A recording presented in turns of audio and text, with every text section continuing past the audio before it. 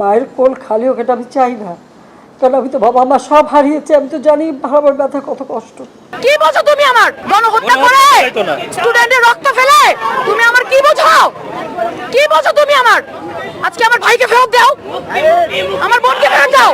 আমরা চান্দা উঠাই আমার ভাইকে ফেরত দাও, তাহলে বুঝো তাহলে কি তুমি তোমার স্বজন হারানোর বেদনাকে এই বাংলাদেশের উপরে রক্তের বন্যা দিয়ে কি অনুভব করতে চাও? আপনাদের বুক খালি হয়েছে, যাদের খালি হয় নাই তাদের হতে বেশি সময় লাগবে না। কারণ এই সরকার কারোর দিকে তাকায় না। এই সরকার স্বৈরাচার সরকার। এই সরকার নিজের দেশকে যদি ভালোই বাসতো তাহলে এভাবে গণহত্যা করতো না, এবং সে এক প্রকার নিজের মনে এই দেশের প্রতি ঘৃণা নিয়ে মানুষকে হত্যা করছে। যে গার্ডিয়ানরা ঘরে বসে থাকবেন না, আপনারা নামুন, আপনারা নামুন, আপনার সন্তানের বিচারের জন্য নামুন, আপনারা সংঘবদ্ধভাবে নামুন, তাহলে বাংলাদেশ সরকার পতন হবে। এবং আমরা বাংলাদেশের সরকারকে আর চাই না। সাধারণ আর্মিরা কেন আজকে স্টুডেন্টদের পাশে না দাঁড়িয়ে কেন স্বৈরাচার সরকারের পাশে দাঁড়িয়েছে? আজকে কেন পুলিশ বাহিনীকে আমরা ধিক্কার জানাই, নিন্দা জানাই? আমি তখনও বলেছিলাম পেশদারি বসে সন্ত্রাস। তারা কি ঠিক পুলিশের মতো নিন্দনীয় হতে চায়? এই আর্মির বাহিনীরা, আমাদের যারা আর্মি বাহিনীর আছে, তারা কেন আজকে বাংলাদেশটাকে এভাবে ঘাও করে রেখেছে? আর্মি হচ্ছে একটা সম্মানের জায়গা, প্রত্যেকটা দেশে আর্মিকে সবাই সম্মান করে, কিন্তু আজকে বাংলাদেশ আর্মি ট্যাঙ্ক নিয়ে নেমেছে, আপনারা দেখেছেন। কেন? কিসের জন্য?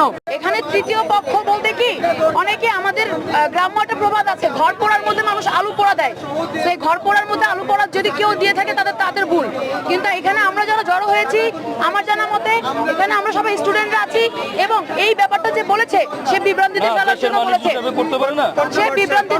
সে বিভ্রান্তিতে ফেলার জন্য বলেছে, সে আমাদের মাইন্ড অন্যদিকে ডাইভার্ট করার জন্য বলেছে। এই ধরনের কোনো কথা আমরা আসলে এখন পর্যন্ত শুনি নাই। আমরা এখানে যারা যারা আছি সবাই আমরা হচ্ছে কানাডিয়ান ইউনিভার্সিটি, ঢাকা বিশ্ববিদ্যালয়ের বিভিন্ন ভার্সিটির স্টুডেন্টরা, বিভিন্ন স্টুডেন্টরা এখানে আজকে জড়িত হয়েছে।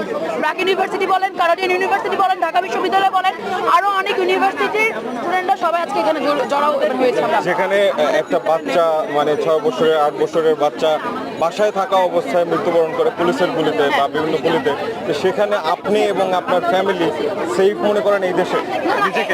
আমি আমাকে সেফ মনে করি না, যেহেতু আজকে আমার ছোট শিশু মারা গেছে। এই শিশু আমার, আমি বলবো এই শিশু বাংলাদেশের, এই বাংলাদেশের মানুষের শিশু। আজকে যদি আমি ঘরে বসে থেকে যদি আজকে আমি নিরাপত্তা না পাই, পুলিশের গুলিতে আমার শিশু, আমার সন্তান যদি প্রাণ হারায়, এর থেকে জঘন্য কি হতে পারে?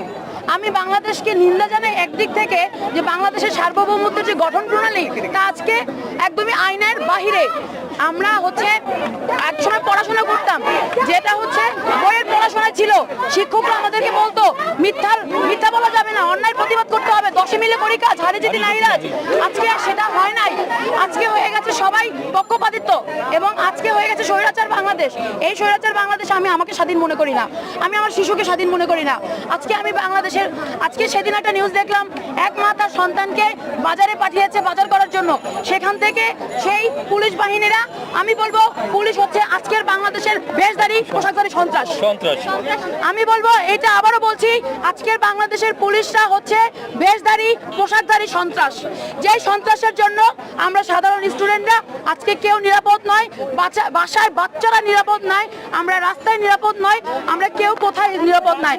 আমাদের অভিভাবকরা আজকে প্রতিনিয়ত, আমাদের গার্জিয়ানরা, অভিভাবকরা আজকে প্রতিনিয়ত আমাদেরকে নিয়ে চিন্তায় বিভোর থাকে, যেটা হয়েছিল যুদ্ধের সময়। আজকে আমাদের স্টুডেন্টদেরকে পালিয়ে থাকতে হয়, নিজের ঘরে থাকার মতন কোনো অবস্থা নাই। রাত্র 2টার দিকে 1টার দিকে এসে তারা বিভিন্ন অজুহাতে ধরে নিয়ে যাচ্ছে, তারা বেদম মারছে। কোন অধিকারে, কোন শাসনতন্ত্রে আছে, কোন আইনে আছে, বাংলাদেশের কোন আইনে আছে যেভাবে স্টুডেন্টকে ধরে নিয়ে মারবে? সেই আইন আমাদেরকে শো করুক।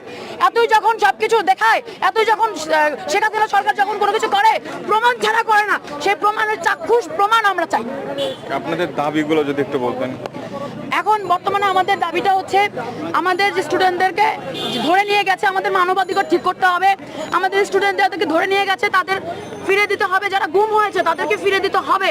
এবং আমি বলবো এই সরকারের কোনো কিছু ঠিক নাই, সেটা সঠিক করতে হবে। সরকার তাদেরকে আইনের আওতায় আনবে যারা হচ্ছে গিয়ে গণহত্যা চালিয়েছে। এবং আমার প্রশ্ন হচ্ছে সরকারের কাছে, বাংলাদেশে কিভাবে ইন্ডিয়ান পুলিশ আসে বাংলাদেশে কিভাবে বাইরের থেকে পুলিশ আনা হয়? এটা কি কোনো যুদ্ধক্ষেত্র? বাংলাদেশে কেন সাদা যে ট্যাঙ্কগুলো বের করা হয়েছে, এটা কি কোনো যুদ্ধক্ষেত্র? আমরা কি কোনো যুদ্ধক্ষেত্রে নেমেছি আজকে ট্যাঙ্ক নিয়ে আসবে, এই নিয়ে আসবে, আর্মি নামাবে? আমি আর্মিকে বলবো, আর্মি সদস্যদেরকে বলবো, আমি একটা সময় জানতাম, আমি নিজের থেকে রেসপেক্ট করতাম আর্মিদেরকে।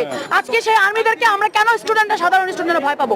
আমার প্রশ্ন এখানে, সাধারণ আর্মিরা কেন আজকে স্টুডেন্টদের পাশে না দাঁড়িয়ে কেন স্বৈরাচার সরকারের পাশে দাঁড়িয়েছে? আজকে কেন পুলিশ বাহিনীকে আমরা ধিক্কার জানাই, নিন্দা জানাই? আমি তখনও বলেছিলাম পেশদারি বসে সন্ত্রাস।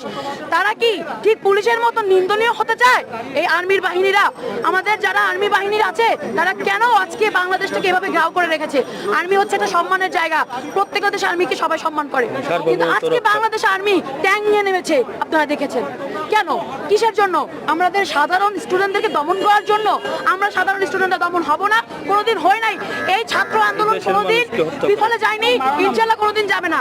আর আমি এখানে একটু কথা না বলি না, আমি বলবো যারা ঘরে বসে আছেন, যত আমাদের মা বাবারা বসে আছেন, গার্ডিয়ানরা যারা আছেন, আপনারা দয়া করে একটু রাজপথে নামবেন। আপনাদের বুক খালি হয়েছে, যাদের খালি হয় নাই তাদের হতে বেশি সময় লাগবে না, কারণ এই সরকার কারোর দিকে তাকায় না। এই সরকার স্বৈরাচার সরকার। এই সরকার নিজের দেশকে যদি ভালোই বাসতো তাহলে এভাবে গণহত্যা করতো না, এবং সে এক প্রকার নিজের মনে এই দেশের প্রতি ঘৃণা নিয়ে মানুষকে হত্যা করছে। আমার সেখানে সন্দেহ, সরকারের এইখানে আমার সন্দেহ, সরকার কি আদৌ বাংলাদেশকে ভালোবাসে? আমি আবারও বলবো যে গার্ডিয়ানরা ঘরে বসে থাকবেন না, আপনারা নামুন, আপনার সন্তানের বিচারের জন্য নামুন, আপনার সংঘবদ্ধভাবে নামুন, তাহলে বাংলাদেশ সরকার পতন হবে। এবং আমরা বাংলাদেশের সরকারকে আর চাই না। সবাইকে জিজ্ঞেস করেন, আজকে আমি এখানে এই কথা বলছি, আমি এখান থেকে ফিরে যেতে পারবো কিনা আমার সন্দেহ। আমি সাধারণ স্টুডেন্ট, আমি কানাডিয়ান ইউনিভার্সিটির ম্যাস কমিউনিকেশন জার্নালিজমের স্টুডেন্ট। আমার কথা হচ্ছে আমি আজকে এখান থেকে যেতে পারবো কিনা এর নিশ্চয়তা বাংলাদেশ আমাকে দিবে না, কেউ দিবে না। এটা হচ্ছে কথা। এবং লাস্টে একটা কথাই বলবো, যারা এই বাংলাদেশ থেকে আমাদের ভাই বোনের রক্তে রাঙিয়ে দিয়েছে, এদের বিচার হোক। এবং আবারও বলবো, we want justice, same on Hasina, same on police বাহিনী, সেম অন আর্মি বাহিনী। প্রধানমন্ত্রী বলছে যে প্রধানমন্ত্রী স্বজন হারানো বেদনা বুঝে হ্যাঁ, এই বিষয়টা প্রধানমন্ত্রী বলেছেন যে প্রধানমন্ত্রী সে স্বজন হারানোর বেদনা বুঝে। সম্পূর্ণ নাটক। না বুঝে, মা হারাইছে, বাবা হারাইছে, সন্তান হারায়নি। আমি আপনাকে বলি, আমি সোজা সাপটায় বলি, সে যদি বুঝতো তাহলে আজকে এভাবে গণহত্যা করে স্টুডেন্টের রক্ত ফেলে তুমি আমার কি বোঝো?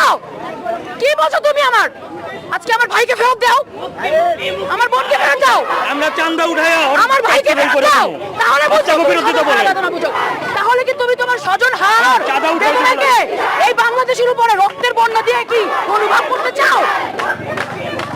বাংলাদেশের যে স্টুডেন্টরা মারা গেছে, এদের রক্তের বন্যা দিয়ে কি উনি কি বাংলাদেশের সরকার কি সেটা অনুভব করতে চায়? এটা ওনার রাগ, এটা ওনার ক্ষোভ, উনি বাংলাদেশকে ভালোবাসেনি। ওনার যে কান্না ছিল, আমরা সব আজকে স্টুডেন্টরা এটাই বলি, ওনার কান্না টোটাল নাটক ছিল ভাই, উনি নাটকের জন্য অস্কার পাবে।